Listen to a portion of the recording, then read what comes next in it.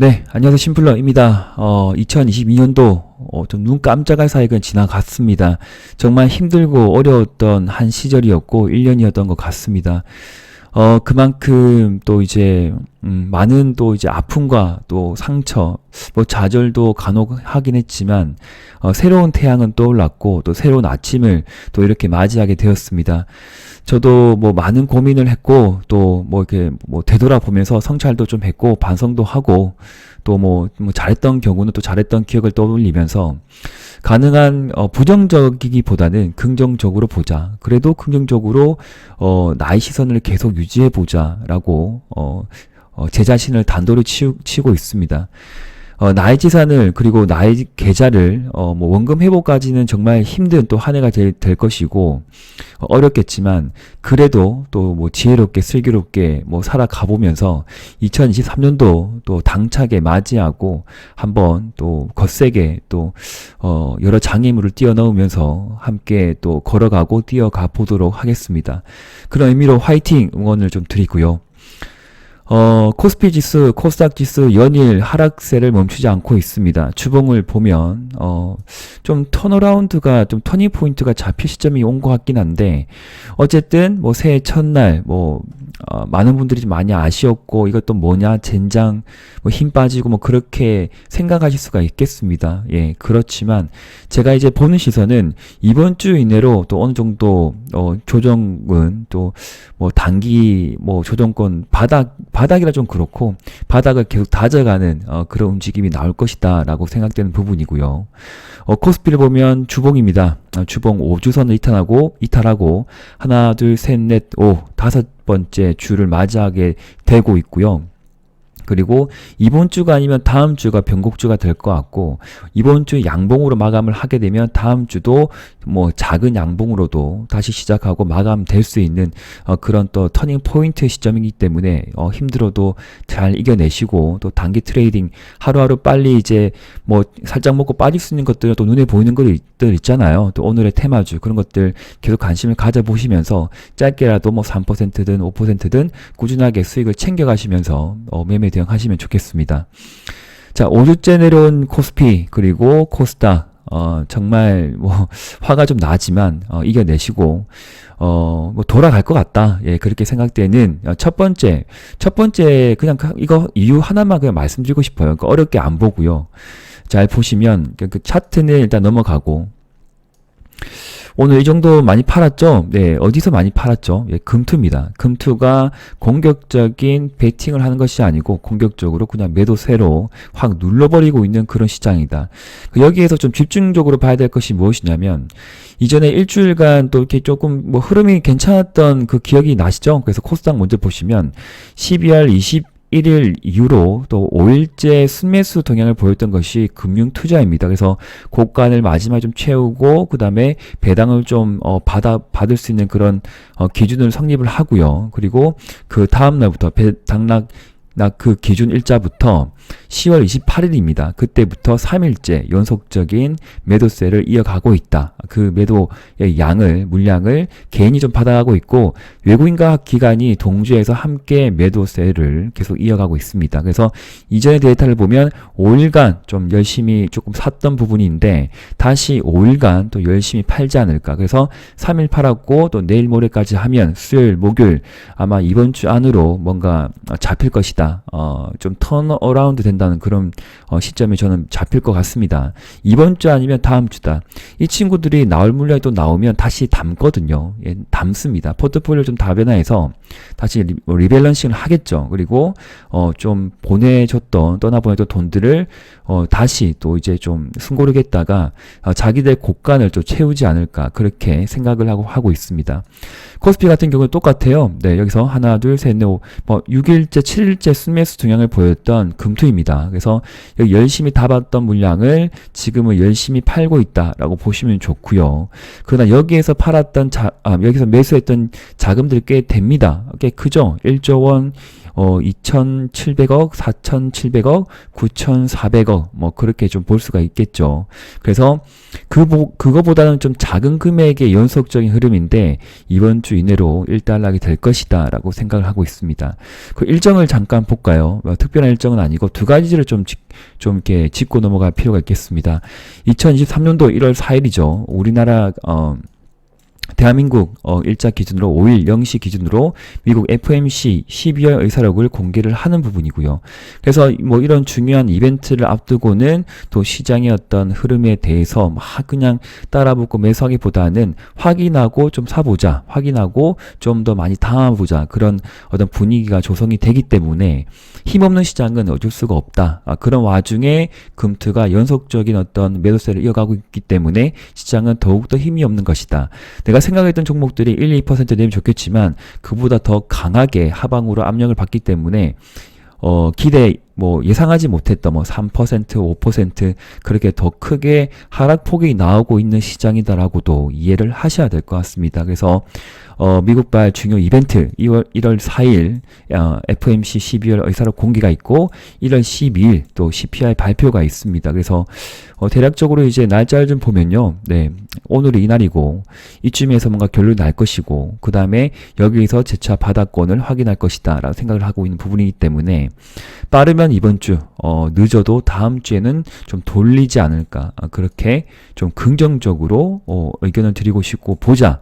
심플러시서는 그러합니다. 네. 그럼 오늘의 특징주 좀 말씀드릴게요. 네.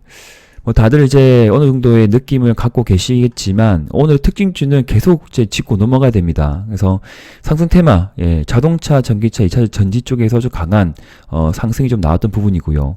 제가 이전에 전체 영상을 남겨드렸듯이 2차 전지 쪽에 너무 복잡하게 이것저것 모르겠다, 너무 복잡하다, 진짜 모르겠다. 그러면 포스코 케미칼, 그 다음에 갑자기 생각나네. 코스모 신소재가 있었죠. 차트 잠깐 보겠습니다.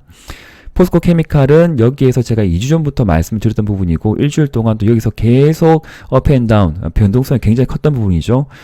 나름 이제 대형 우량주인데 변동성이 굉장히 크게 나오는 시점입니다. 그만큼 치고 받고 하는 세력들 간의 줄다리기가 강하다라고 생각되는 부분이 것이고, 그러니까 주봉사고로는 정상적으로 상승 랠리를 펼치는 구간은 아닙니다. 그래서 반등이 나오겠지만 그 반등의 깊이가 어느 정도, 그러니까 그 상승의 높이겠죠.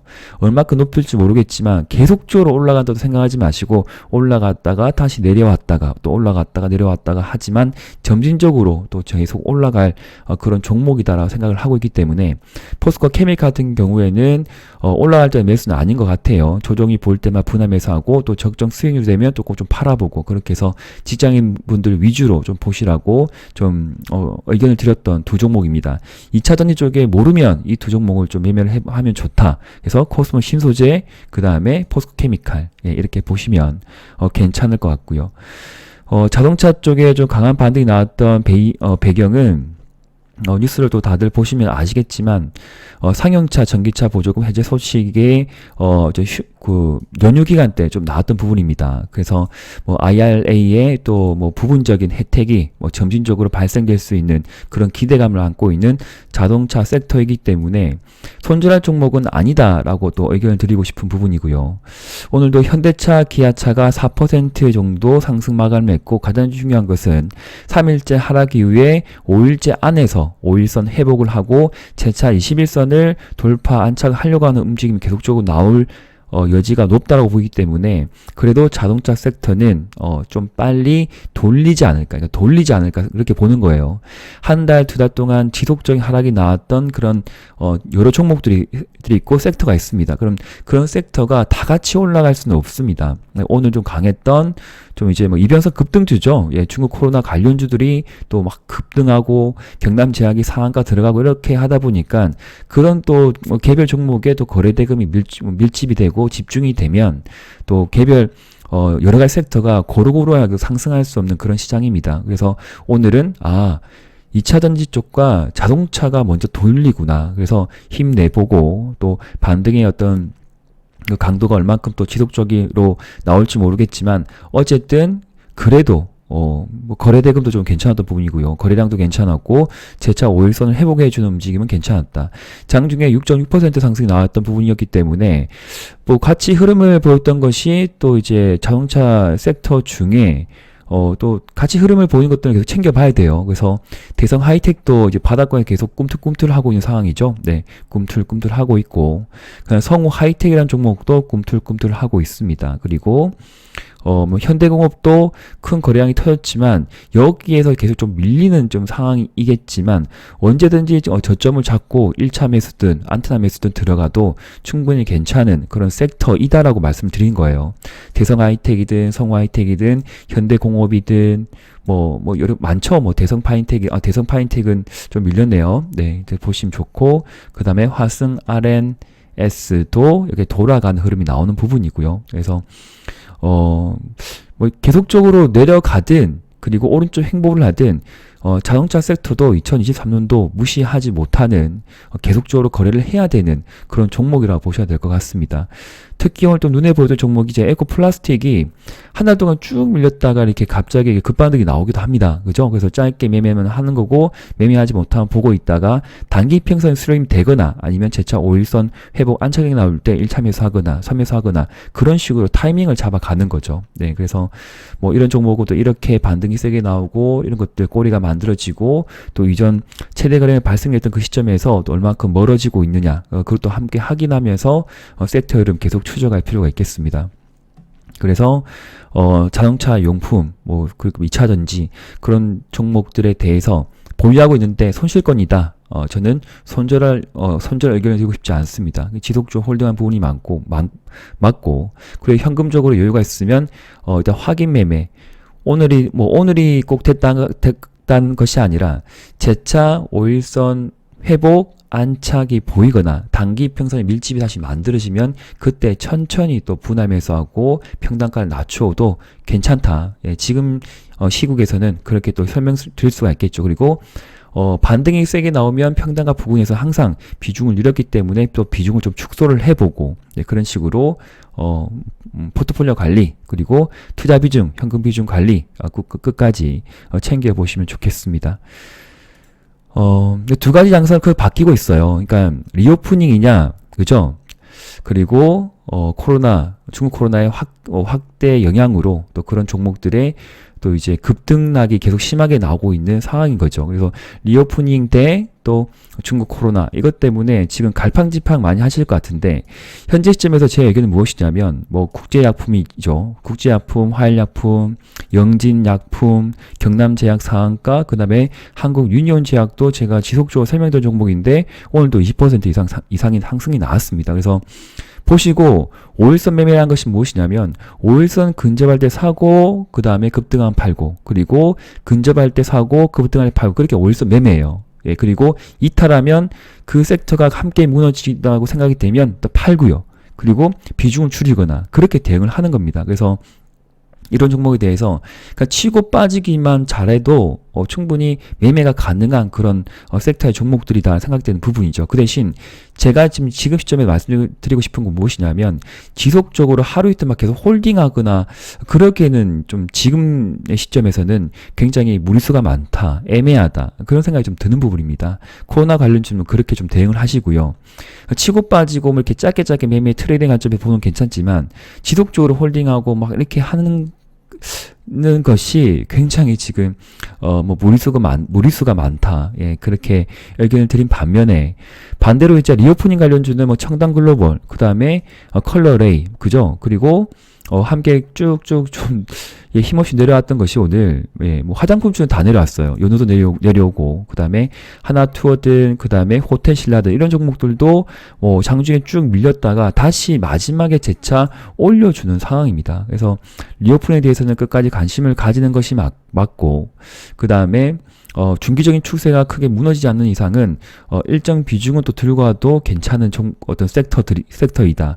시간은 계속 갈 것이고 코로나가 확대는 맞겠지만 그래도 시간이 지나면 잡히는 것이 또 바이러스이고 또 그런 테마이지 않을까. 그래서 지속적으로 관심을 갖고 매매를 해야 될 종목이 리오프닝이라고 초점을 두고 매매를 하는 부분이죠. 그래서 크게 하루 이틀 더 내려오게 되면 청당 글로벌이거나 혹은 컬러레이 같은 경우에도 조정을 보일 때 1차 매수권 혹은 안테나 매수 정도만 들어가도 충분히 지금은 아니겠지만 1주, 2주, 3주 또 흐름을 지켜보면 또 어느 정도 수익을 챙길 수 있는 섹터라고 생각을 하고 있습니다. 그래서 그렇게 시속 게임을 좀 잘 해보셨으면 하는 마음이고요. 그리고 오늘같이 또 갑자기 또 내려온 종목들이 있죠. 저도 안타깝게 좀 보고 있었는데 선희 시스템이 장 초반에 갑자기 내려와요. 갑자기 이렇게 내려오면 단기 이벤트가 또 끝났나? 그러니까 빨리 뭔가 캐치하셔야 됩니다. 아니면 자기만의 기준을 갖고 모르겠다. 그냥 5일선 매매하자면 5일선 이탈하면 일단은 매도를 하자. 그 전에 뭔가 흐름이 뭔가 급변한다. 안 좋다. 그러면 일단 비중을 줄이거나 또 매매 대응하거나 그렇게 해야 되는 부분이에요.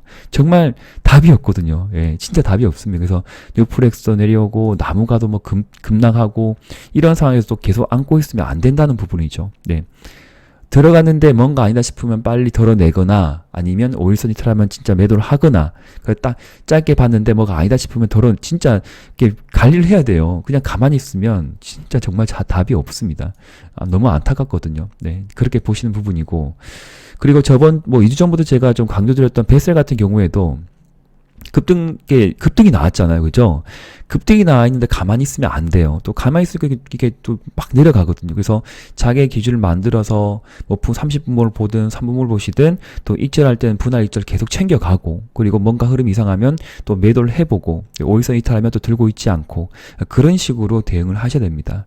예, 그러셨기를 또 바라고 또 앞으로도 제가 기법적으로 모든 정답을 맞출 수 없고 안 돼요. 네, 저는 컨설턴트 입장에서 그리고 조언자 입장에서 동반자의 입장에서 제가 본 시선은 이렇고 이런 흐름이다 이렇다 그렇게 말씀을 드리는 부분이지 제 말이 경험을 하셨겠지만 많은 구독자분도 아시겠지만 모든 것을 그리고 10개 중에 3, 4개도 맞추기 힘든 그런 지금 시장이거든요. 그런 부분도 잘 생각하시면서 혹시나 내가 공유드렸던 그런 종목들이 급등이 나오면 꼭 차익 실현하시고 익절을 하시기를 또 응원의 말씀드리고 싶습니다. 네, 영상은 여기까지고요. 또 내일 또 상승 테마도 정리가 되면 또 짧게라도 공유 드리도록 하겠습니다.